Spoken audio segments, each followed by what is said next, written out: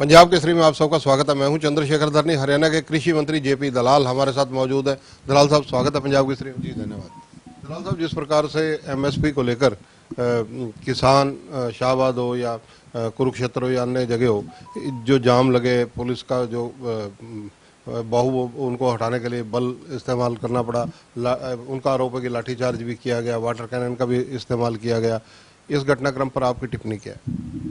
सबसे पहले तो मैं जो कल फैसला आया है एमएसपी बढ़ाने का, हमारी केंद्र सरकार मोदी सरकार ने किया है, उसका मैं स्वागत करता हूं, धन्यवाद करता हूं। 7% से लेकर के 10% तक जो हमारी खरीफ की फसल है 23-24 की, उसके भाव बढ़ाए हैं। और इसमें भी दालों में अच्छी बढ़ोतरी की, बाजरा की अच्छी बढ़ोतरी की, कपास की अच्छी बढ़ोतरी की।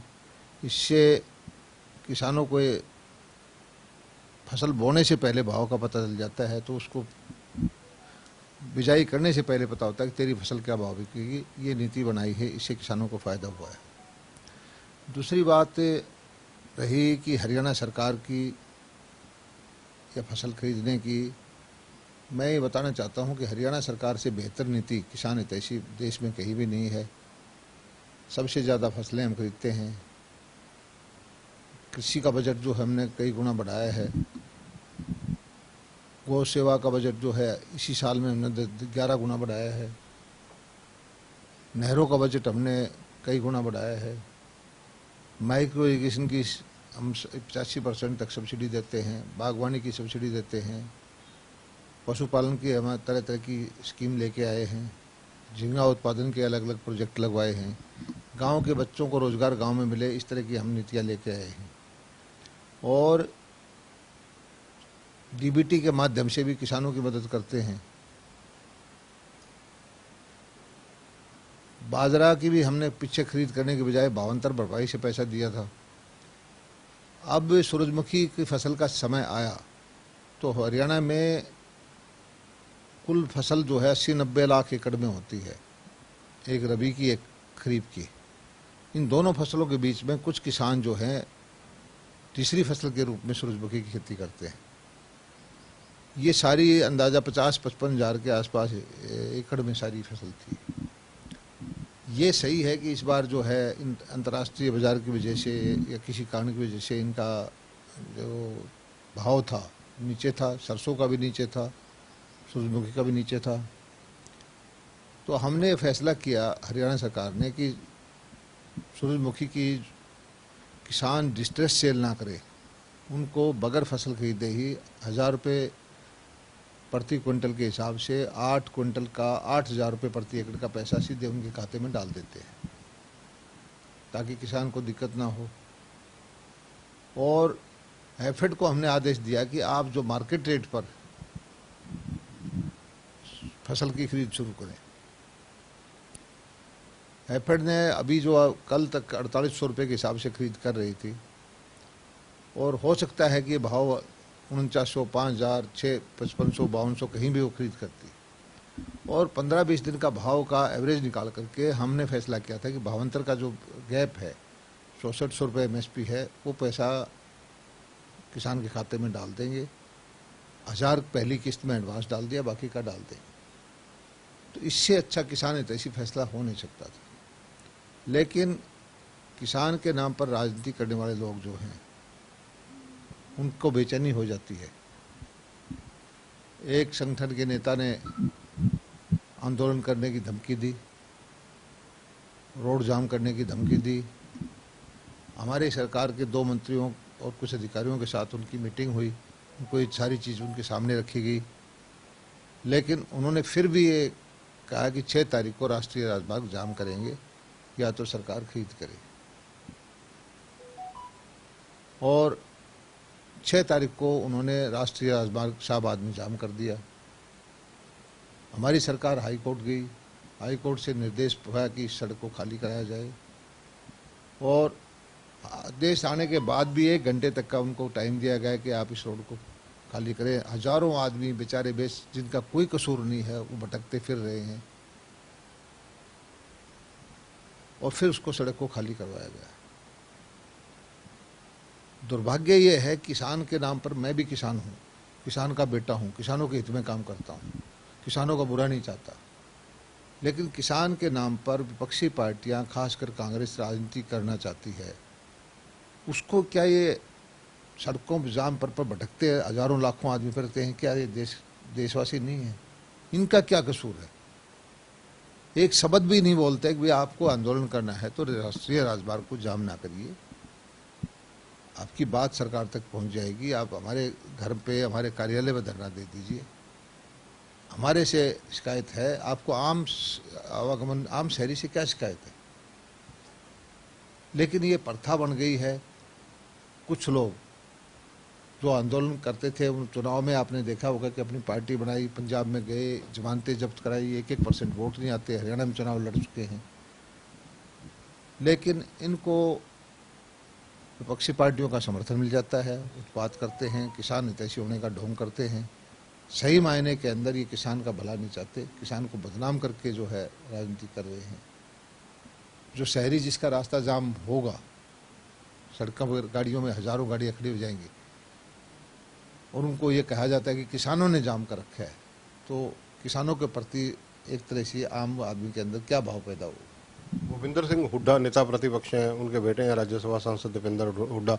उन्होंने इस मुद्दे के ऊपर जो बीजेपी सरकार है, जेजेपी गठबंधन में इस वक्त कहा कि सरकार किसान विरोधी है, शुरू से ही पहले किसान दिल्ली के इर्द गिर्द बैठे रहे अपनी मांगों को लेकर। अब ये तो चुनाव के अंदर किसान बता देते हैं। किसान आंदोलन के अंदर भी ये भ्रम पैदा कर दिया था कि भाई सारे देश के किसान भाजपा के खिलाफ हैं, लेकिन उसके बाद चुनाव हुए और ये आंदोलन करने वालों की जमानतें जब्त हुई। उत्तर प्रदेश के भी एक नेता थे, उन्होंने बॉयकॉट किया था कि बीजेपी को हराओ। रिजल्ट क्या है? ये लोग जो है एजेंडा सेट करते हैं। ये सही है कि कांग्रेस या विपक्षी पार्टियां सीधा सीधा बीजेपी से मुकाबला नहीं कर सकती। वो किसी तीसरा मुद्दा क्रिएट करके छद्म युद्ध करना चाहते हैं।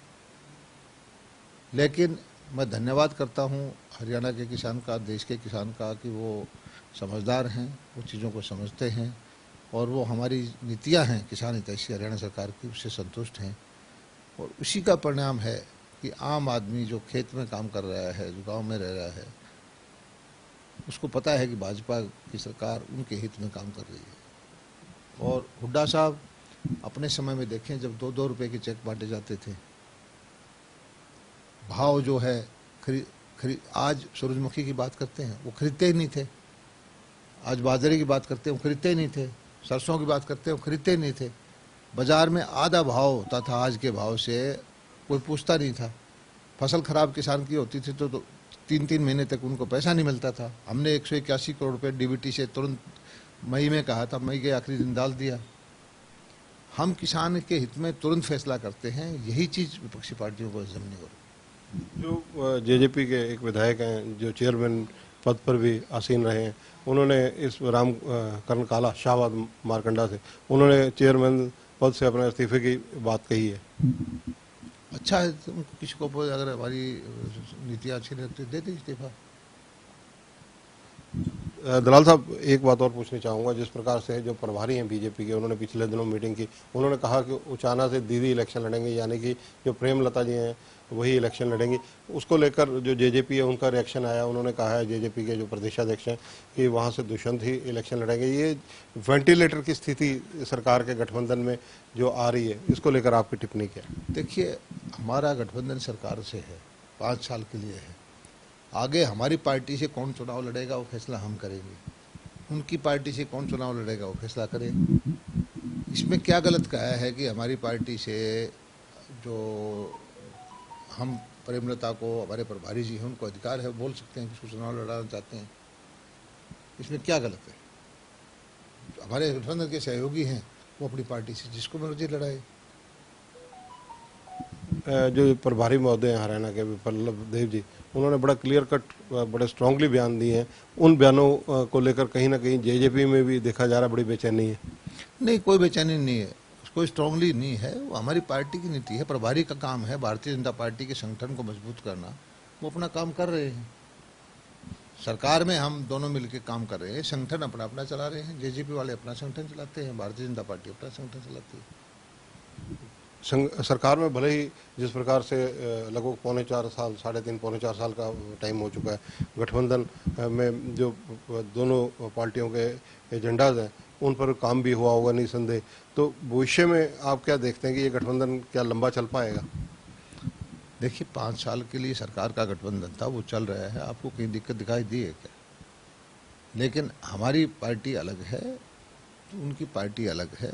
वो अपनी पार्टी में किसी को चुनाव लड़ें, किसी को मुख्यमंत्री का कैंडिडेट बनाएं, किसी को प्रधानमंत्री का कैंडिडेट बनाएं। हम अपनी पार्टी में किसी को बनाएं, हमें अपना अधिकार है, हमको अपना अधिकार है। पर जिस तरह से बयान लगातार आ रहे हैं, देखिए जैसे दिग्विजय सिंह चौटाला ने हाल ही में कहा है कि अगर कलम में पूरी शाही होती तो 5100 रुपये पेंशन करते, हम समय न लगाते। अब वो क्या कहते हैं तो उनसे पूछो ना। शाही डालने का काम तो जनता करती है। आप सुलझे हुए पॉलिटिशियन हैं, हरियाणा की राजनीति की नब्ज समझते हैं और मंत्री हैं हरियाणा सरकार में। राजनीतिक अगर विश्लेषण किया जाए तो आप कैसे करेंगे इन सब चीज़ों को? नहीं, हमारा, मैंने आपको बताया कि गठबंधन जो हुआ था वो हमारी सीटें कम थी, बहुमत नहीं था, सरकार चलाने के लिए हुआ था। सरकार चलाने में कहीं दिक्कत नहीं आ रही, सरकार ठीक चल रही है और 5 साल के लिए हमारा है। आगे का फैसला हमारा नेतृत्व जो चाहेगा, जैसे चाहेगा वैसे होगा। धन्यवाद। तो ये हैं हरियाणा के कृषि मंत्री जेपी दलाल। कई राजनीतिक मुद्दों पर जहां इनसे चर्चा हुई, वहीं किसानों को उन्होंने बड़े सीधे रूप से एक तरह से संकेत भी दिए कि जो हमारी सरकार है वो किसानों के पक्ष में है। बीजेपी के जो अभी हाल ही में एमएसपी को लेकर जिस प्रकार से केंद्र सरकार ने डिसीजन लिया है उसकी उन्होंने तारीफ भी की है और साथ ही किसानों से भी अपील की है कि वो राजनीतिक हाथों में मत खेलें।